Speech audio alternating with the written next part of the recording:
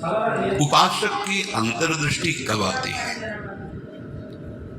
सेवा, स्वाध्याय, सुमिरन, सत्संग, फिर अंतर्दृष्टि, समाधि।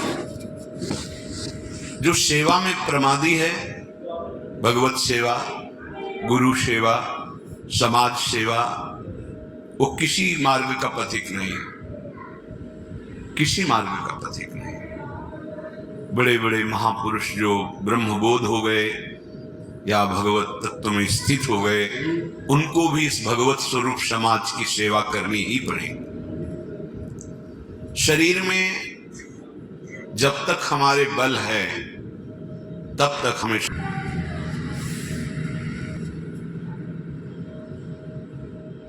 भगवत स्वरूप, गुरु स्वरूप, वो एक ही परमात्मा बैठा है। हमें सेवा में तत्पर रहना है, क्योंकि शरीर से बहुत जन्मों में अशुभ कर्म हुए हैं, उनका क्षय सेवा से होता है।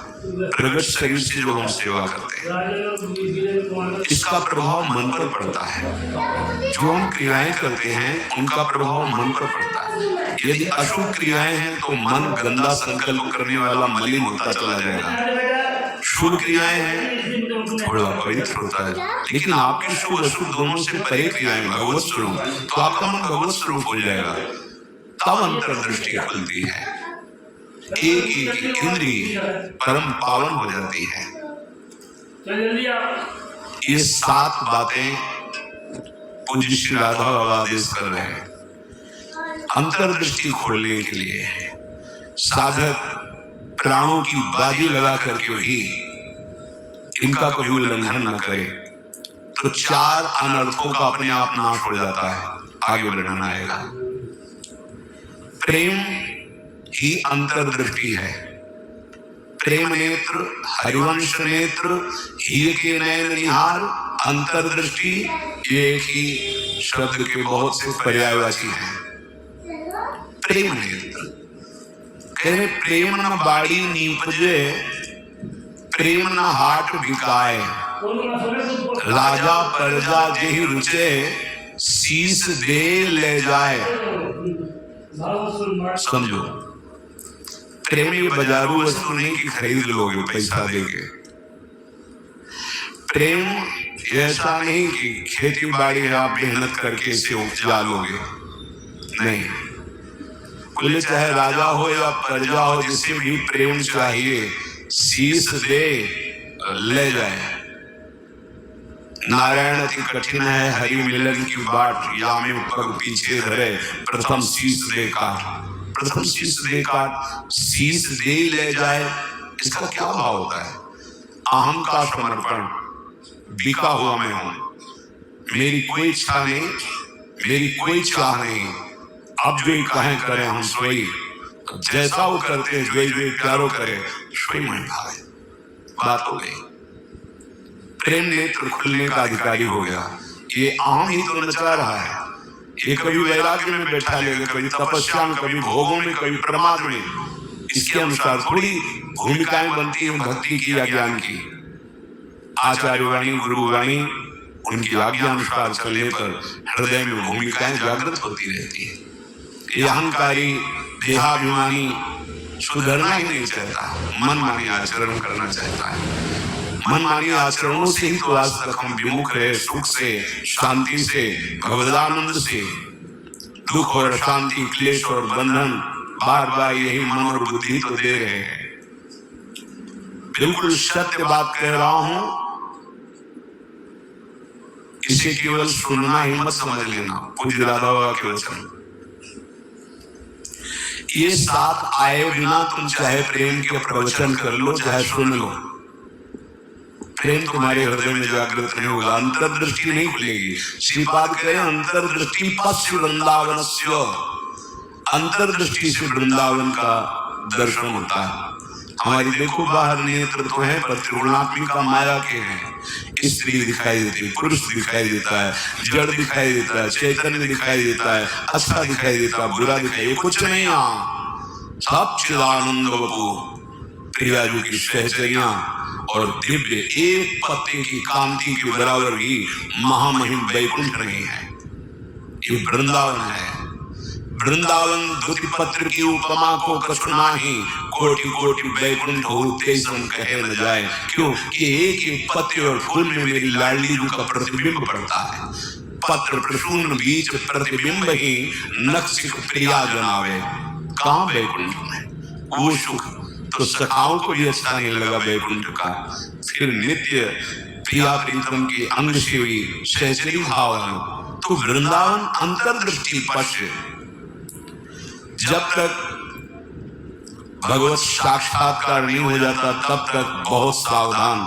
इसके बाद सावधान रहने की जरूरत ही नहीं। जैसे मन सच्चिदानंद प्रभु का स्पर्श करेगा फिर इसको विषय सेवन की स्मृति नहीं रह जाती।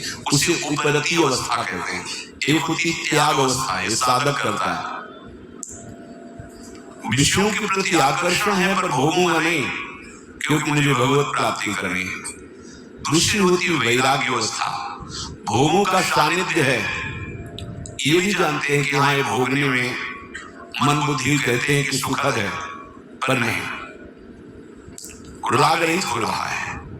और एक स्थिति आती है कि भोग सामग्री सानिध्य है, ये भोगने वाली चीज इसकी स्मृति खत्म। जैसे विष्ठा देख करके भोगने की खाने की इच्छा नहीं होगी, वमन देखकर खाने की इच्छा नहीं होगी। मलवत वमनवत विश्ववत ऐसे यहाँ से लेके ब्रह्मलोक तक के भोगों का उसे त्याग हो जाता है, जिसे उपरति कहते हैं। भोग सामग्री है, भोगने की इच्छा ही नहीं है, ये बोध भी नहीं देता कि ये भोगना चाहिए क्योंकि अखंड स्मृति जागृत हो गई आराध्य देव की। पहला उपासक को शांत लक्षण धारण करना है।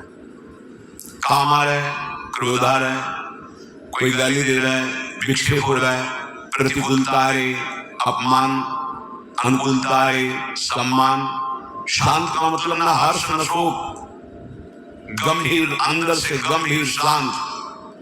पहला लक्षण अंतर्दृष्टि खोलने के लिए सिद्धांत में भी वर्णन शांति रव्यर्थ कालत्वम विरक्तिर्माम शून्यता। शांति, अपने प्रति कोई बार बार अपराध कर रहा है, शांत। न शरीर से दंड, न वाणी से दंड, न मन से दंड देने का संकल्प, क्योंकि सब में मेरा प्रभु विराजमान है। बिल्कुल ध्यान से बाबा ने कहा, ये बिल्कुल सत्य सत्य बात कह रहा हूं। प्राणपन से इन सातों बातों का निर्वाह करोगे तो अंतर्दृष्टि खुल जाएगी। प्रेम, यदि आप थोड़ा भी प्रमाद करेंगे तो इनको धारण नहीं कर पाएंगे। पहला है शांत, भाव देश में भी पहला है शांत। शांत दास सख्य वात्सल्य कांता से शांत। हमारे भगवान का स्वरूप है शांताकारम, शांत। समझो, वाणी शांत, मन निसंकल्प, कोई चाह नहीं, स्थिति यहां पहुंचनी है। शांत का स्वरूप ये न सोचते न कांक्षते। क्षमा सर्वेषु भूतेषु मद भक्तिम लभते पराम। मेरी भक्ति का परम लाभ, परा भक्ति का स्वरूप ये। कोई चाह नहीं, कोई चिंता नहीं, कोई भय नहीं, कोई शोक नहीं। ब्रह्मभूता प्रसन्ना, हर समय अखंड प्रसन्नता। देखो भक्त कैसा शांत होता है। परीक्षित जी महाराज गर्भ से ही भगवान के परम प्रिय भक्त हैं। भगवान ने गर्भ में ही रक्षा की। जब ये उत्तरा जी के गर्भ में थे, अश्वस्थामा ने ब्रह्मास्त्र संधान किया। कितनी बुद्धि बिगड़ गई थी। गर्भस्थ शिशु की हत्या सबसे बड़ा पाप होता है। भ्रूण हत्या, गर्भ हत्या बहुत बड़े पापों में आता है। इतना बड़ा विद्वान क्रोध के वशीभूत होकर ब्रह्मास्त्र का संधान कि पांडवों का वंश ही विनाश कर देंगे। उत्तरा ने किसी अन्य का आश्रय नहीं लिया, जिससे द्रौपदी जी से चूक हुई। पतियों का आश्रय, सभा में बैठे हुए महापुरुषों का आश्रय, भुजाओं का आश्रय, दांत का। उत्तरा ने नहीं। ये ही देखा कि जाज्वल्यमान ब्रह्मास्त्र गर्भ नष्ट करने के लिए आ रहा है, हाथ उठाया और तुरंत भगवान का हे करुणा निधान गोविंद। पूरा शब्द नहीं हुआ, भगवान गर्भ में ही प्रकाशित हो गए। आसपास गर्भ की रक्षा कर रहे हैं। परीक्षित जी गर्भ से ही भगवान के भक्त हैं। अधर्म का धन कोई भी वो बुद्धि भ्रष्ट कर देता है, बहुत इससे बचा जाता है। आप इससे समझिए अधर्म के धन का कितना प्रभाव होता है। जबरदस्ती बलात् राजाओं को जीत करके वैभव छीना, ये स्वभाव था जरासंध का। संतों के मुख से सुना कि जब भीम के द्वारा भगवान ने जरासंध का वध कराया, सहदेव का तिलक किया, पर उसका वो मुकुट जिसमें बहुत से राजाओं की जीती हुई रत्न मणियां हीरे आदि थे, वो मिला के सबसे 20,000 को कैद किया था। जैसे पशुओं की बलि देना हो, ऐसे वो बलि देने के लिए 20,000 राजाओं। वही मुकुट एक दिन परीक्षित जी अपने मस्तक पर धारण करते ही शिकार खेलने का मन, चल पड़े शिकार। इतनी प्यास असह्य हो गई कि ऋषि आश्रम में गए, वो समाधि थे, गिरे शरीर में लगाया जाता है। सरस्वती अपने स्वरूप में स्थित थे। कोई है आश्रम में, मुझे बहुत प्यास लगी है, तो वहां समस्त इंद्रियां, मन, बुद्धि सब चेष्टा रहित है, भगवत स्वरूप में एकदम डूबे हुए, बाहर से शांत, कोई चेष्टाएं सुनाई नहीं दिखाए, कोई इनकी काम नहीं करेगी, क्योंकि शांत अवस्था को प्राप्त समान। पता नहीं कैसे ऐसी बुद्धि बदल गई इतने बड़े महाभागवत की। तो उपेक्षा करके बाहर निकले, देखा एक मरा हुआ सर्प पड़ा था, ऐसे धनुष की नोक से उठाया और ऋषि के गले में डाल दिया।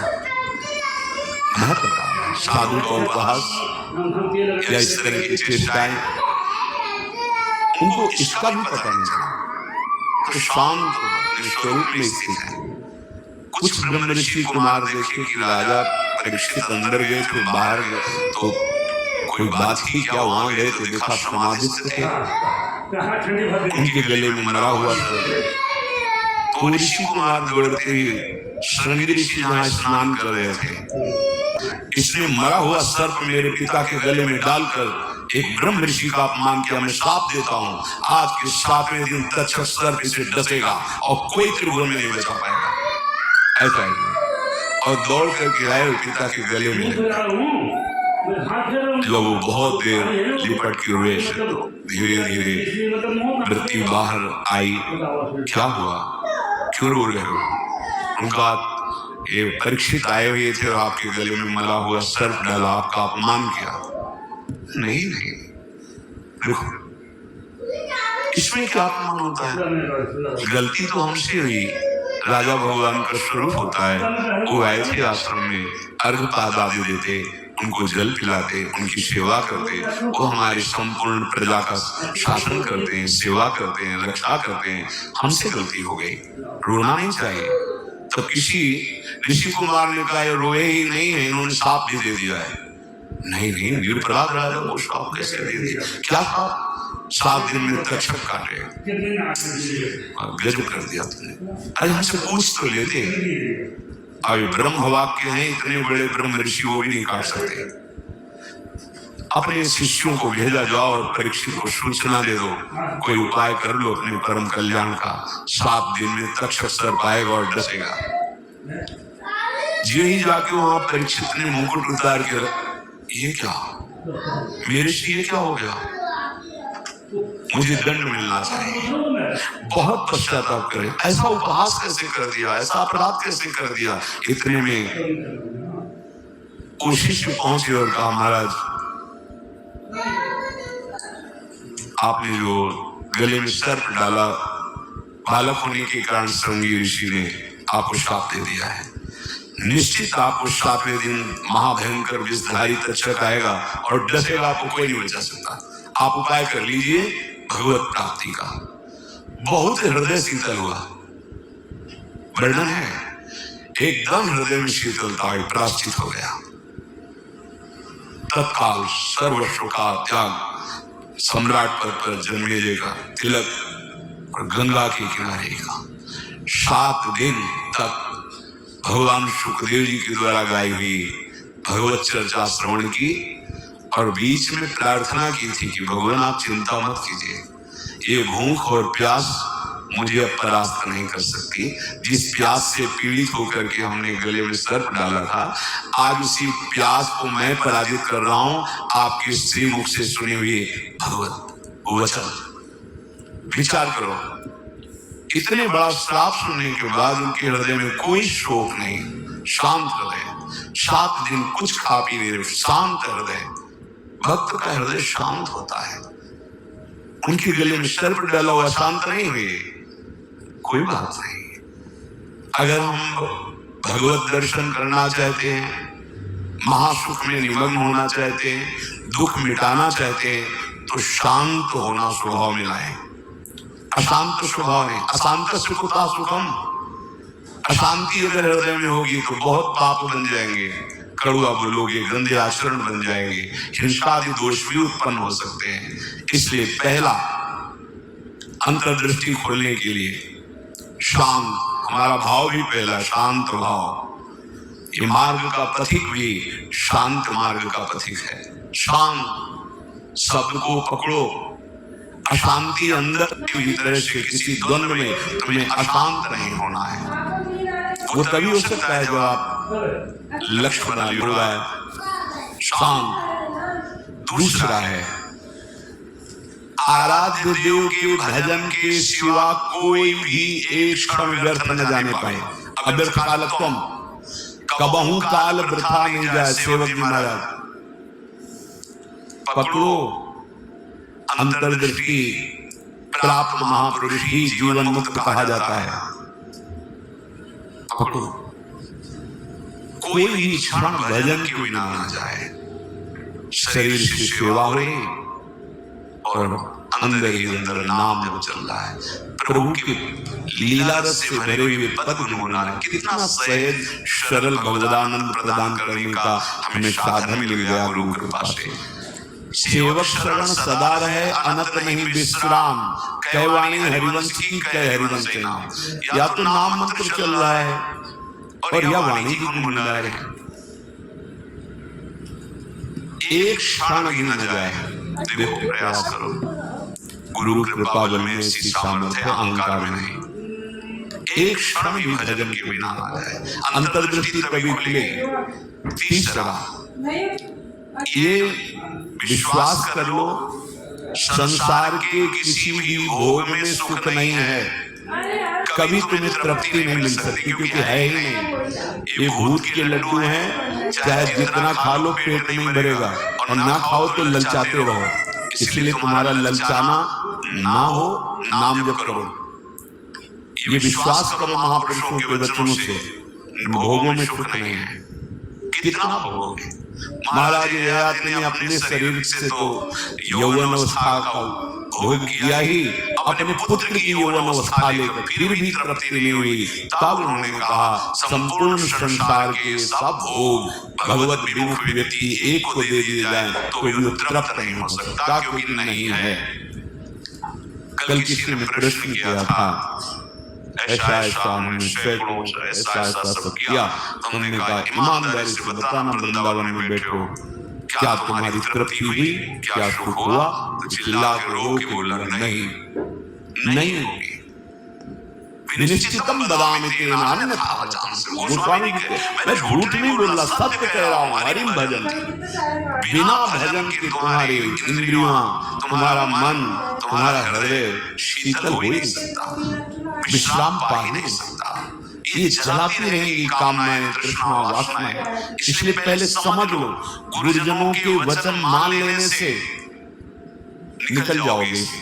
अगर अनुभव करने की चले भोग राज्य में, तो आज तक कोई ऐसा नहीं होगा कि स्वयं लौट पाया हो। हमारी आपकी तो बात जाने दो, बड़े बड़े महापुरुषों में। एक उदाहरण, आद्य गुरु भगवान शंकराचार्य जी नवीन किशोर अवस्था में पूरे विश्व को अपने प्रकांड ज्ञान के द्वारा प्राप्त कर दिया।